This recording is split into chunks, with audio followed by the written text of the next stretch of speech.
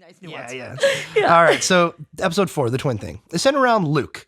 In this episode, we see a lot of creepy kid drawings from Luke. Where's this? A lot of kids drawings In his from Luke. treehouse. I believe he's in his treehouse. We hear a particularly disturbing story from Chris's AA meeting, and we get a little insight into Olivia's color storms and psychic ability. We also get a scene, I believe is in episode 2, about how the mom has headaches. The mom gets and really Cheryl bad gets really headaches. upset, and then she has a headache, and then that's how we And find like out. the headache will it'll be like a painful flash to where the mom just sees colors and she'll tell the husband it's a color storm.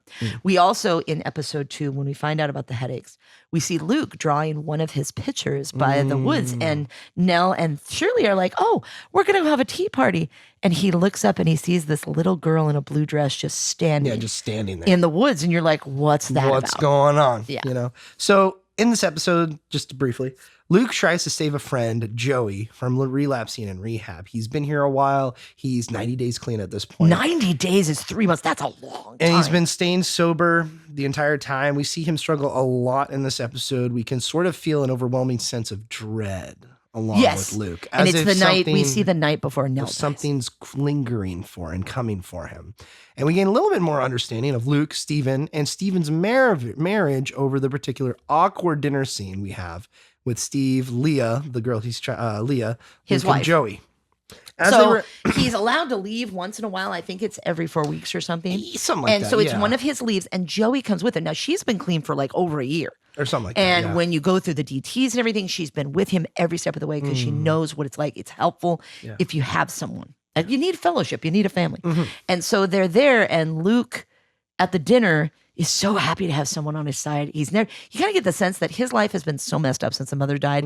And later. And he finally has a little bit of light He has in his light. life. We get feeling that he was never able to settle down. He was never really able to connect to someone. And their relationship is not romantic. No. It really is like, I'm here for you as an addict. Yeah. And what's interesting is in the very beginning of the episode, he has this vision of one of the ghosts. It's kind of floating creepily around the house. And they're going through some stuff. Oh, God, it's so creepy. And he finds this bowler hat, and the mom and dad are like, well, you can't say that you see ghosts anymore. Like, if you want this bowler hat, you have to be a big boy. And you have to know the difference between between dreams and reality. Yeah. And he keeps saying, what about Abigail, my friend? And they all think it's an imaginary friend. Yeah. And it's this little girl in the blue dress. And so you have to know the difference. And so they give him this hat. Well, come to find out, this hat was owned by one of the ghosts, who is huge and tall. And later we get a line that said he died in the house, and it was such a small person in life that in death he was as big as he possibly could. And he very creepily hovers along the floor. Yeah, hovers and he's along just the known as the floor. bowler hat ghost. Yeah, there's the whole scene is Luke hiding under his bed after hearing him. And this fear is seeing there. him in the halls, moving from room to room. It's looking so for creepy his and hat. unsettling. And Luke knows he has the hat. So he's like, oh, crap. And he So hides under the bed. Such a tense scene. The guy grabs his hat, walks away, and leaves Luke alone. But man, is it frightening. I think you hit it on the nail on the head when you said this episode has a sense of dread that manifests not only in Luke's recovery, because we're watching him and he's clean. And my heart in watching this episode is like, don't relapse. Don't relapse. Yeah, don't give in. And it's so interesting. And it's the best thing about this episode, I think, is his him dealing with this trauma. Well, he is cold the entire episode time, and he is just out of it. And he's shivering. It looks like he's an addict. And it looks like he's relapsing. Yes, it looks does. like he's back into it. It sounds like he's And it relapsing sounds from like the way it he too. talks. So Joey runs away. After over a year clean. She runs away from the facility. And because this facility has so many people, it's in LA where there's a huge drug problem. So since once you run away, you can't come back. Yeah, once you run, you can't back. So he makes a decision to go out and find Joey because she was so faithful in taking care of her. So he wants to take care of her. You can tell he likes her. So he goes and he finds her. He makes sure you can't tell if she's relapsing or not. Maybe he finds her after camping out, but he starts seeing the bowler hat guy again as an adult. It starts out with him being cold. Yeah. And then some things happen. Well, no, he goes and sits on the park bench the first time. And he sees him off to the side. Oh, that's right. He sees her. He's about to walk. No, him. Oh, he sees the bowler He's hat about man, to walk away. and he goes back to the bench. But we only see the back of the the holder. back of him the entire And Luke time. had this thing when he was a child where he would count to 5 and then count to 7. 5 siblings and then mom and dad. And he tells Nell, she goes, how do you stay from being afraid? Because Nell keeps seeing what she calls the bent neck lady, this ghost that keeps appearing to her and she doesn't understand. Now, in this episode, do we get the vision of Nell that Luke sees?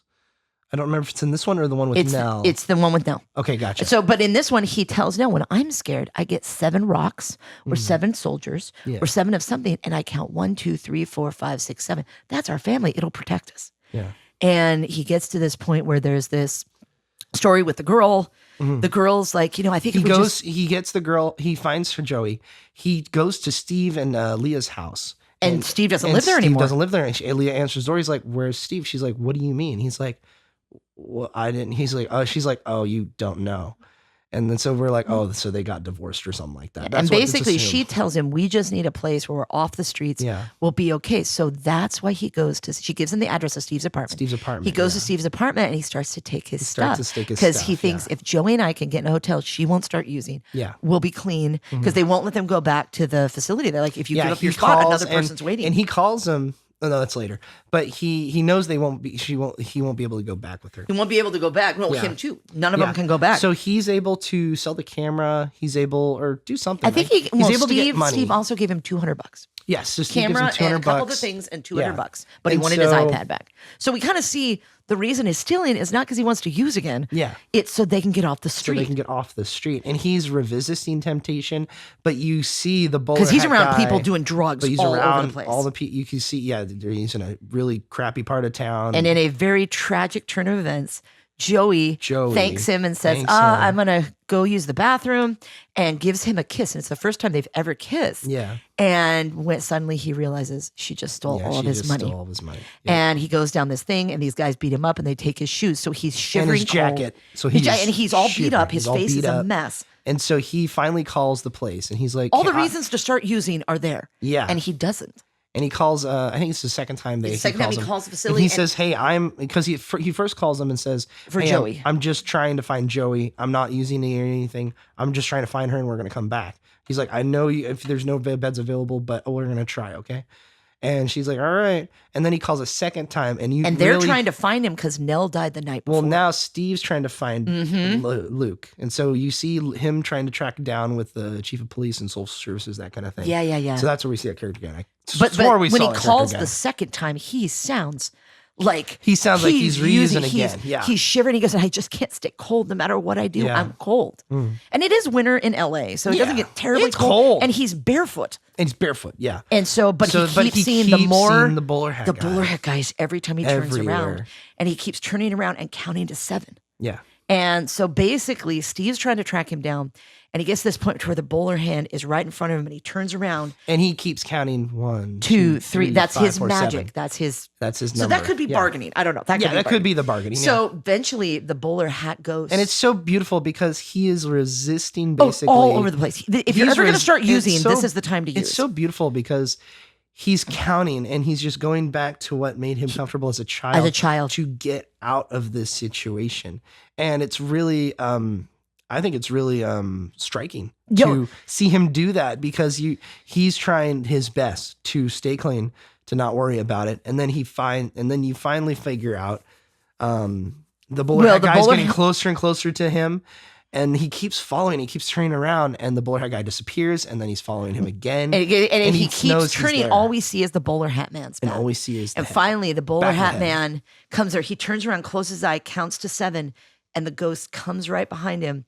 And it's like he takes all of his strength and he turns around to face the ghost. And when he does, it's the mom in a bowler hat and her eyes are glowing. She's basically come to all of the kids. Yeah. And she said, it's time to come home. And she takes off the hat and reaches out to him. And then as he's reaching out, then he gets flashed with the lights shine on her image. Shines through her in her image.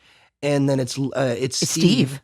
pulling up in the car with one of the social cops or workers. social workers, and they find And him. he gives Steve this huge hug, and he goes, "Oh God, I'm so glad you found me." And I mean, it's just one of those. And what things. does he say? He says to He's Steve, like, "I'm he so says, cold. I can't get cold no matter what I do."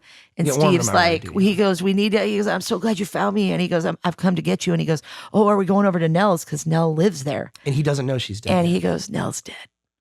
Yeah. And he finds out his twin is dead. Yeah. So it's like all these things at the lowest point in his life. If ever there was a chance to relapse, this is it. And he doesn't.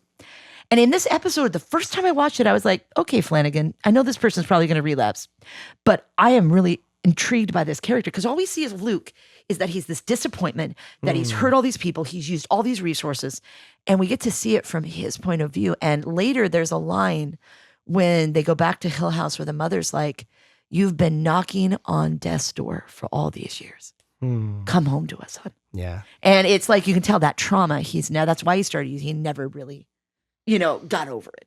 Yeah, I love this episode so much. It's 'cause so beautiful. It's so humanized. Luke is so humanized so And well. the actor who plays And the him, guy who's a who British plays him, actor. who's a British. is- I did not know he was British. in The Wow. Invisible Man as the horrible husband. And he plays isn't quite a bad. bit of a bad guy in Bly Manor. Oh, he's in Black Mirror But too. I saw him in this and I was like, dude, This guy's great. if you can do both the good and the bad guy, you have my total respect. Oh, he's so good. And he's such a good actor. Yeah. So you go ahead and decide what you want to say. So from the in questions episode there. 4, Twin Thing, we show life from Luke's point of view as he struggles with addiction and how much he has relied on Nell, his twin, through the years. I think that's the most tragic thing. Yeah. Is you have this person and she was always the one he was so close to. And I think even at her funeral, he goes into the line that says, she said, "Go in there and bring back my brother." Yeah. And it's like she's the one who never gave up hope. She never treated him different. Nell is just like this unconditional acceptance and love. And as the story progressed, we see the haunting things Luke has experienced during his time at Hill House. How does this episode make you feel for Luke and humanize him? How does his encounter with the supernatural at Hill House, as well as the things that he's experienced there, stop him from leading a normal life? How is the addiction a symbol for trauma and his ability to move forward with his life? Yeah, it's interesting how this was the one child that resorted to drugs and got into that To numb the pain. It's the pain. There's this pain and I can't get over. and you This find- fear I can't get over. and you have the connection that he has to Nell. They are twins. Yeah. But and the reason why he's so cold is because she is dead. Yes, exactly. Because he is like, she's gone. she's gone. And that's why This he is warmth that experiencing was that. always there for me is gone. Yeah. And I never thought of that way. That is why he's cold. I was thinking he was cold just from the supernatural stuff and the haunting. stuff. And it could be that too. It could be that 100%. too, but she was always the unconditional, loving acceptance. And I think because of that in her death, it's amplified now. The house is like crouching toward him. His resort to Nell is gone. His safety net's gone. And she was always the one that he could fall back on. Yeah. She was always there for him. And it's beautiful because in this episode you see Luke move past what he's been struggling with over the years. And well, he got out and he didn't revert. And he got out and he didn't revert. And And it's he so doesn't. beautiful. And it's like, oh my. And I think out of all the characters, even though I have my favorites, it's like his story was the story I was rooting for. I told Jake, when you get to episode 9 and 10, it's like, I don't even care that there's ghosts and people are being haunted. I just want to see if Luke makes it. Because you're so invested in his character and the way he's played. And just, it's a mix between the acting and the writing, but also like, I don't know why I would say he's relatable because I'm not into drugs or anything, but I think it's the way he's portrayed. The way that he's portrayed and the way they show his character made me understand because I've known a lot of people and worked with a lot of people that have fallen into that. Like you and me both have worked with people that have fallen back into that. And I see them come in looking for help in the academic world. And I'm like, I can't fix all of your issues, but I can help you fill out this application. I can help fill this application. Yeah. You know, you're trying to make your life better by coming here. So I applaud you in that. But also it's like, it made me, fully give me more of an understanding of people. Well, like and I that, feel too. like even I really have been looking for that in years, like how to connect the dots like that with and a to character. get more of an idea of what they've been through. Yeah. And it gives me this more. episode does. And it shows in the episode does a beginning of good the job at episode, that. there is a vet that's blinded himself. And the trauma that he lived through as a soldier basically made him get high. And he said, I had this vision of this little girl that I saw killed in Iraq or something. And the gas or the flames melted her eyes. Ooh. And in his delirium of being high, he tried to gouge out his eye. Yeah. And that comes up later, that runny egg eye. That's what he basically said he saw. And you see that like trauma affects all these people. They didn't get there by no reason. What I think is interesting, we do need to mention, is that there is a red room in a tower. Oh, yes. In That's right. Hill House. And the very first episode is Shirley and Nell taking a skeleton key that Mr. Dudley gives them to try and open it. And Nell, being optimistic and really sweet, goes, "What if there's a pony in there?" And she goes, "There's not a pony in there." But they all of a sudden hit the door because Shirley's frustrated. And she goes, "Let's go see if Mr. Dudley has any other keys." And as they run down the stairs in the first episode, you see a shadow move under the door. And basically, the mom is wearing a red dress. She's wearing a red dress when Shirley sees her. She's wearing a red dress when he sees her, I believe, too. And later, he'll see a vision of the mom in a red dress standing on the stairs in Hill House saying, "Come home, son. Come home, Luke." And it's very interesting because I think out of all the characters, Luke also is one of the bravest, especially when we get to episode 7 and 8. Yeah. So, All right, so let's go to episode 5.